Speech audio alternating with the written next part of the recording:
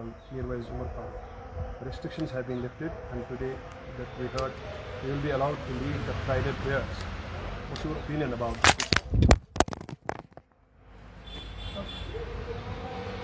सबसे पहले तो गवर्नमेंट की तरफ से इस प्रोजेक्ट का मुकदम करते हैं। देर आए दुरुस्त आए, इतनी देर घर में उनको बंद रखा नहीं जाना चाहिए था।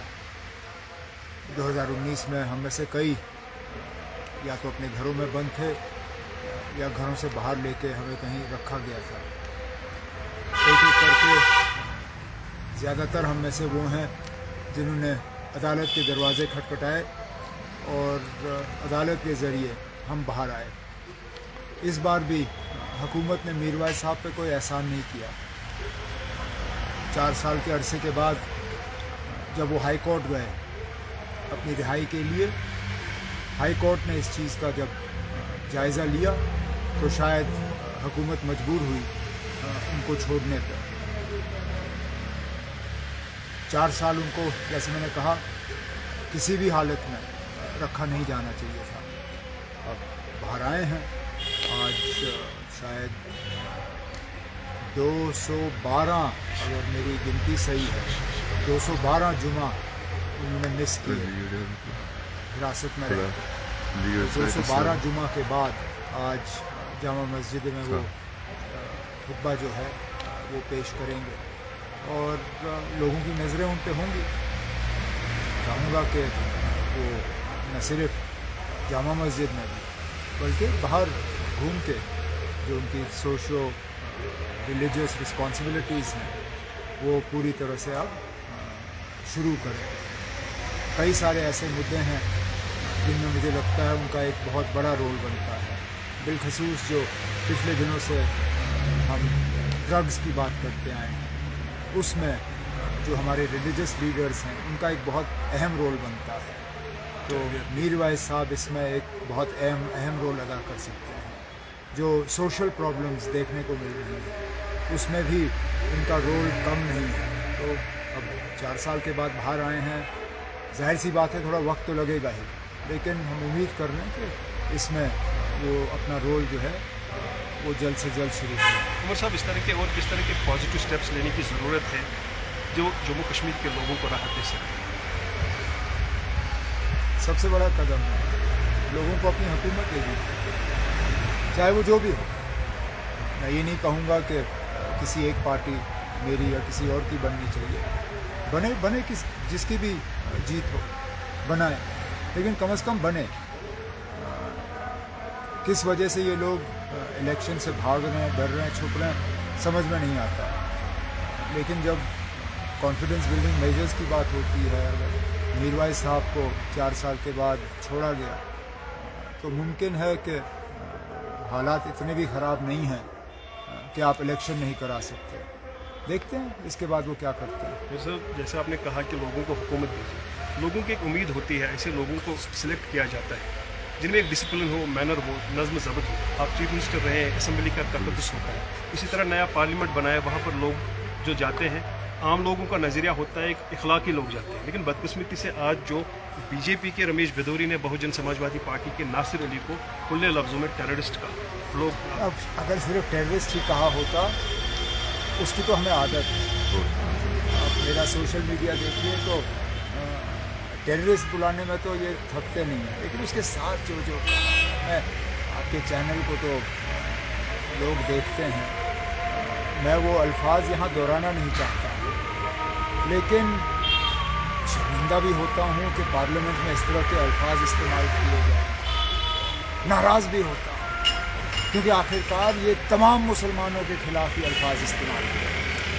समझ में नहीं आता वो लोग जो बीजेपी के अंदर हैं, मुसलमान या बीजेपी के साथ जुड़े हुए हैं, वो किस तरह ये बर्दाश्त करते हैं। मैं तो बीजेपी के बाहर रह के भी मुश्किल समझता हूँ इन चीज़ों को बर्दाश्त करना। जो लोग इनके साथ मिल के काम करते हैं वो रात को सोते कैसे हैं जब उनके साथी उनके बारे में इस तरह सोचते हैं। वो अल्फाज जो उन्होंने इस्तेमाल किए वो तमाम मुसलमान कौम के खिलाफ इस्तेमाल हुए, सिर्फ एक ऑनरेबल एमपी के खिलाफ नहीं। اس سے پتہ چل جاتا ہے کہ ان لوگوں کے مسلمانوں کے تحت سوچ کیا ہے، وہ ہمارے بارے میں کیا سوچتے ہیں. شرم آنی چاہیے ان لوگوں کو. نیا پارلیمنٹ لیکن وہی پرانی سوچ، گھٹیا سوچ. So DSP Adil has been arrested in many accusations, and one of which has been that he has been used for the terror funding. So what is your take? میں اس میں کیا کہہ سکتا ہوں؟ میں چیف منسٹر ہوں نہیں، intelligence کے رپورٹس ہمارے پاس آتے نہیں. ظاہر سی بات ہے اگر آپ ایک پولیس افسر کو گرفتار کر رہے ہو تو آپ کے پاس اس کا ثبوت ضرور ہوگا.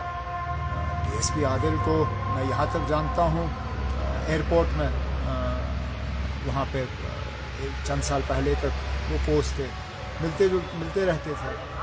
ہماری پارٹی کے ساتھ ایک خاندانی رشتہ ہے. میرے ایک سینئر ساتھی ہیں کوکرناگ کے، ان کے سن ان لا ہیں، تو اس حساب سے اس خاندان پہ کیا گزر رہی ہوگی اس کا بھی مجھے احساس ہے. لیکن اگر پولیس کہتی ہے کہ ان کے پاس اس سب چیز کا ثبوت ہے تو کریں کیس، اور جو عدالت کا فیصلہ ہوگا وہ سب کے سوا ہوگا. تو پھر اس میں ایک چیز یہ بات ضروری ہے، عام لوگ ہی این آئی اے ریڈ سے باقی اینٹی کرپشن فیس کیوں کریں؟ کوئی پولیس افسر ہی کیوں نہ ہو؟ اگر جینوئن ہے تو ٹرانسپیرنسی. جہاں اگر کسی کے خلاف الزام ہو تو اس میں تحقیقات ہونی چاہیے. کوئی قانون سے بڑا نہیں ہے. اور اس لیے پھر ہم مجبور ہوتے ہیں پوچھنے پہ کہ ابھی حال ہی میں ایک سینئر گورنمنٹ افسر نے اس حکومت کے خلاف جل جیون مشن میں 3,000 کروڑ کے گھوٹالے کا الزام لگایا. اس میں تحقیقات کیوں نہیں؟ اس میں ریڈ کیوں نہیں؟ اب اے سی بی کیوں سوئی ہوئی ہے؟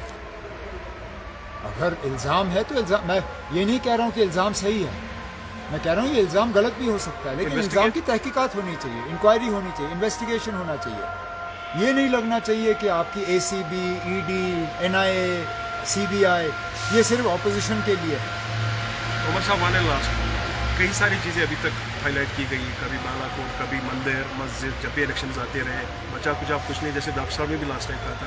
اب تھوڑا سا اور ایک چیز ہائی لائٹ کی جا رہی ہے کہ سناتن خطرے میں ہے، جس حساب سے آج ایک ایم پی کو ٹیررسٹ کہا گیا، ایک جیسے آپ نے خود کہا ایک پرٹیکولر آئیڈیالوجی کے تحت مسلمانوں پر ایک. میں ان مذہبی فسادوں میں پڑھنا نہیں چاہتا. اتنا ضرور کہوں گا کہ کسی ایک فرد کے کہنے سے مذہب خطرے میں نہیں پڑتا. اب میں اسلام کی بات کر سکتا ہوں، کوئی کچھ بھی کہے، میں جانتا ہوں نا ہمارا مذہب کتنا مضبوط ہے. اسی طرح کوئی اگر ہندو مذہب کے خلاف کوئی بات کرے، میں تو یہ سمجھوں گا کہ وہ مذہب کسی ایک کے رائے سے بہت زیادہ مضبوط ہے. کیوں نہ اس کی رائے کتنی بھی مشکل ہو ہضم کرنا، لیکن اپنی جگہ تو میں یہ سمجھوں گا کہ اس کے کہنے سے مذہب پہ اثر نہیں پڑے گا. حالانکہ اس طرح کی باتیں ہونی نہیں چاہیے. ہم پولیٹیکل جو ہے لوگ ہیں، پولیٹکس پہ ہم ایک دوسرے کا وروଧ کریں، ایشوز پہ ہم وروଧ کریں، گورنمنٹ کی پرفارمنس پہ ہم وروଧ کریں، کسی کو اعتراض نہیں ہوگا.